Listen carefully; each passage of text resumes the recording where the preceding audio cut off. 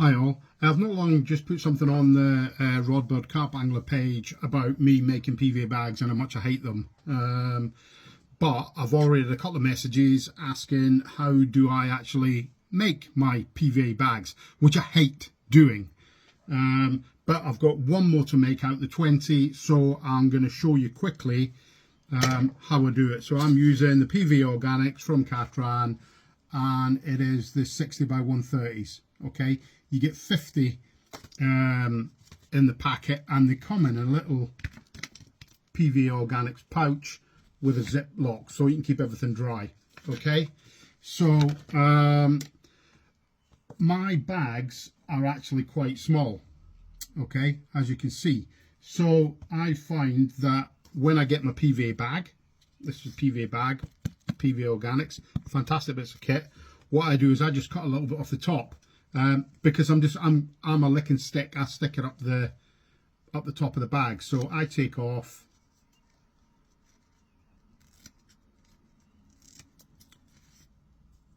about that much. Now you don't have to do it. The idea of being 130 is so you can choose the size of your bag. And what I do next is my PVA bag mix is micro pellets and fish meal, and that's it. So I get my PVA organic spoon and I put a little bit in the bottom. Okay, that's enough. Squidge it about a bit so it's flat. Okay, I then get my rig.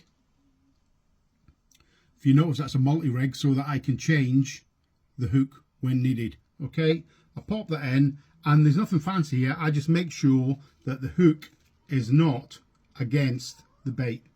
Okay, and then I pop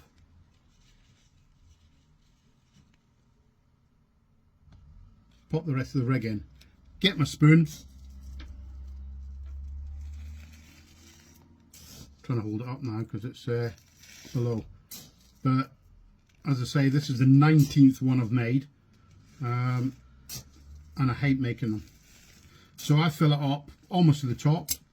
Okay, give it a little shake, and then what I'll do is I grab it gently and I use the lead just to push down the contents of the bag. Okay, make it flat, and then I just, using a circular motion, put the lead into as near the center of the bag as I can, because this helps in the flight when you're casting. Okay, so there we go. It's sort of like that at the moment. Okay, and all I do then is I grab it thus so, and then I start to twist it, and as I'm twisting it, I'm using my thumb to push the contents down. Okay, so you see it's getting tighter and tighter. Okay, re-grab it, re-twist it, push it down, and then give it about 10-15 hits on your hand. Make sure everything is nice and tight, which it is, and then all I'm going to do is I'm going to use some licking stick and I'm going to twist it and move it up the stem of my PVA bag. Okay, so you end up sticking it like that. Okay, so then dry that hand, and I use my shorts, which isn't great. Okay, you've got the corners. Now you can put holes in the corners to make them go over easy, but I find if you put holes in the bags, these are going to be sat here for the best part of a week. I find if you put holes in the bags, they go soft. Okay, that's all bags. Okay, they'll go soft. So all I'm going to do is I'm going to push a corner in.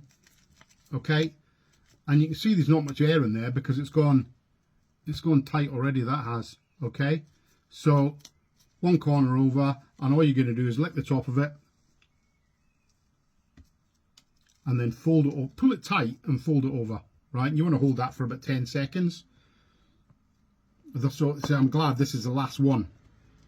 Okay, so that's that corner stuck over. Okay, and then I'm just going to do the same with the other one. I'm going to push that side over.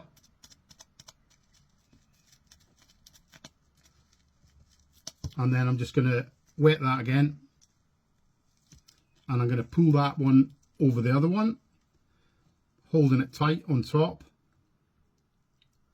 And that, in a nutshell, is my PVA bag, and I've made up 20, and it's taken me about an hour because I've been doing videos and stuff, but as you can hear, it's solid.